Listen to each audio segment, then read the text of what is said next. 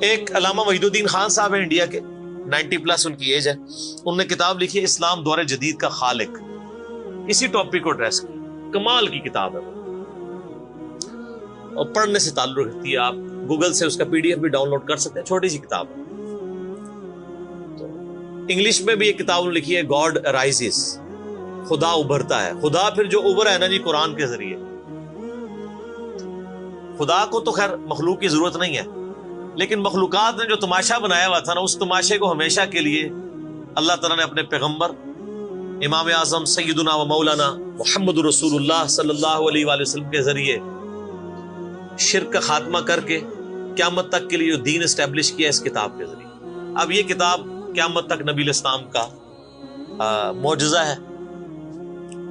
یہ کتاب ہے سر جس نے دنیا پلٹ دی، اور یہ وہ کتاب ہے جو ہم صرف اپنی بچی کو جب رخصت کرنے لگتے ہیں نیچے سے گزارتے ہیں، ٹھیک ہے، اور چوم کے غلاف میں رکھ دیتے ہیں، اس سے زیادہ اس قرآن کو ہم کوئی اہمیت نہیں دیتے۔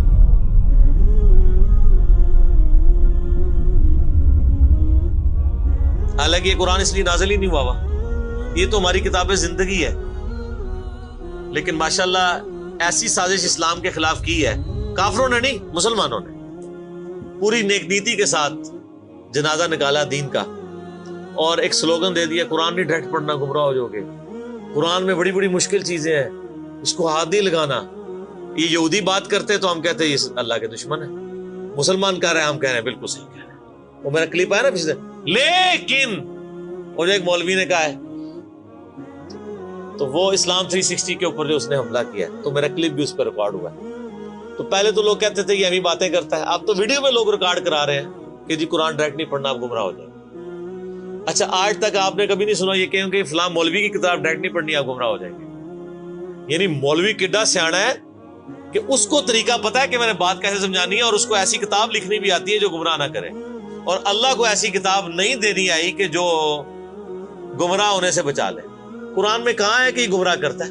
وہ تو اللہ نے ٹانٹ کیا کہ جو قرآن پہ ایمان نہیں لاتے وہ گمراہ ہوتے ہیں، جو ایمان لے ہیں اور بات مان لیں وہ کیسے گمراہ ہوں گے؟ یہ تو تعریف کی ہے انہوں نے۔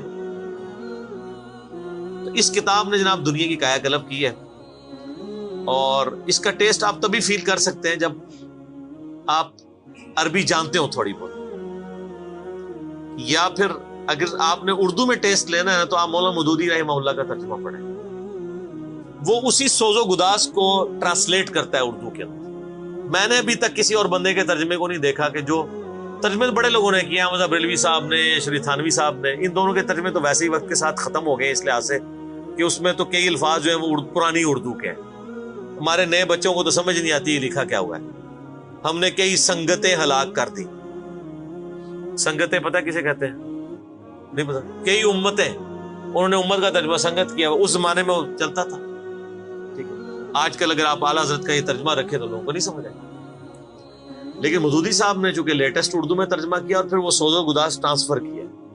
میرا چیلنج، آپ کوئی قرآن کی صورت نکالیں اپنی مرضی کی، باقی ساروں کے ترجمے رکھیں، پھر مودودی صاحب کا بھی پڑھیں، تو آپ کو لگے گا کہ آپ کا دل تیزی سے دھڑکنا شروع ہو گیا ہے۔ الفاظ کے چناؤ، پھر اس میں جو ردم ہے، اور وہ انہوں نے تفہیم القرآن کے مقدمے میں لکھا ہے کہ میں نے دیکھا ہے کہ ہمارا نوجوان قرآن ترجمے سے لے کے بیٹھتا بھی ہے نا تو بور ہو جاتا ہے، تو ان کا میں نے سمجھا کہ کیوں ہوتا ہے بور، کیونکہ وہ تو پڑھ رہے تھے اردو میں، اللہ نے تو قرآن نازل کیا عربی میں، عربی اس نے سیکھنی کوئی نہیں ہے، اور اردو نے جو ترجمہ کیا ہوا ہے وہ انہوں نے ترجمہ کیا ہوا ہے ایز اے اسٹوری بک۔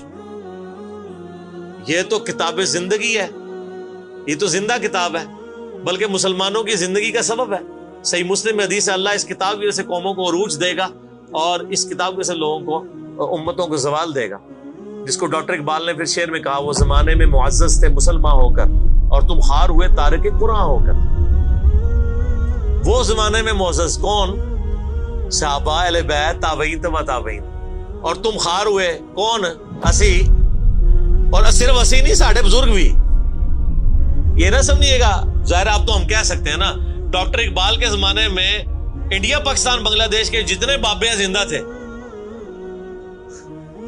آج تو کہہ سکتے ہیں مر گئے ہیں۔ ڈاکٹر اقبال جب یہ شعر کہہ رہا تھا تم خار ہوئے تارک قرآن ہو کر، تو وہ خار احمد بریلوی صاحب، اشرف تھانوی صاحب، یہ سارے لوگ زندہ تھے اس وقت، تو انہیں کو ہی کہہ رہے تھے نا۔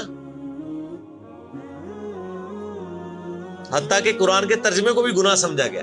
یہ تو بہت بعد میں ترجمہ ہوا ہے, پہلا ترجمہ شاہ ولی اللہ دہلوی نے کیا. پہلے تو لوگ کہتے ہیں قرآن کا ترجمہ کرنے کی ضرورت نہیں ہے. اور یہاں لوگ کہتے ہیں بزرگوں کی بڑی خدمات ہیں. ہم پوچھتے ہیں 1000 سال سے بزرگ یہاں بیٹھے ہوئے ہیں, کسی ایک بزرگ کا قرآن کا بخاری کا ترجمہ مجھے دکھا دیں کہ جی یہ سلطان بہو نے دیکھے جی قرآن کا ترجمہ کیا, یہ جی داتا صاحب نے بخاری شریف کا ترجمہ کیا. کیا انڈیا پاکستان بنگلہ دیش کے لوگوں کی زبان عربی تھی؟ فارسی تھی نا. تو کسی بزرگ کو توفیق نہیں ہوئی ہے کہ قرآن کا فارسی میں ترجمہ کر دے. اتنا بڑا چھکا میں نے مارا ہے کہ قیامت تک یہ روئیں گے. آندہ کو کہنا بزرگوں کی خدمات ہیں. ہمارے پرائم منسٹر صاحب بھی کہتے ہیں نا جی وہ فرید الدین گنج شکر کی بڑی تعلیم. فرید الدین گنج شکر صاحب نے کون سا قرآن کا ترجمہ کیا؟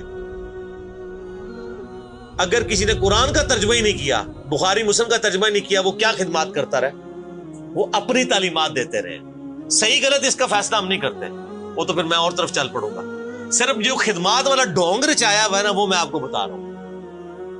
جتنوں کے مزار بنائے ہوئے آپ نے, کسی ایک کا ترجمہ دکھا دے قرآن کا, تو یہ پھر انہوں نے جان بوجھ کے سیاست کی اسلام کے نام کے اوپر, اپنی باتیں کرواتے رہے. سر ان کو پتا تھا قرآن کا ترجمہ ہو گیا, سورہ زمر اور سورۃ الانعام اگر اردو میں آ گئی تو بابوں کو کس نے پوجنا ہے؟ سر بخاری کا اگر ترجمہ ہو گیا تو ساروں نے تو رفع الیدین سے نماز پڑھنی ہے, بابے سارے بغیر رفع الیدین والے نے. یہ وجہ تھی کہ بڑی ہوشیاری ہے انہوں نے. اینا سمجھو پولے سمجھے, بہت ہوشیار سمجھے. اور دیکھ لینا پھر اب رزلٹ سامنے آ گیا. جدھر ترجمے ہوئے ہیں وہ کہنا نہیں پیو دادے تے ایتھے ہاتھ بندہ سی, اے ایتھے بندہ ہے, تو رزلٹ نکل آیا نا. اسی لیے بزرگ جو کام کرتے ہیں وہ حکمت سے خالی نہیں ہوتا. ہاں انہوں نے بڑی ہوشیاری دکھائی ہے آپ کے ساتھ, لیکن اللہ کا وعدہ ہے هو الذی ارسل رسولہ بالہدی ودین الحق لیظہرہ علی الدین کلہ. قرب قیامت سے پہلے دین کو غلبہ ملنا ہے. غلبہ بابوں کے ذریعے نہیں ملنا تھا, اسی کتاب سے.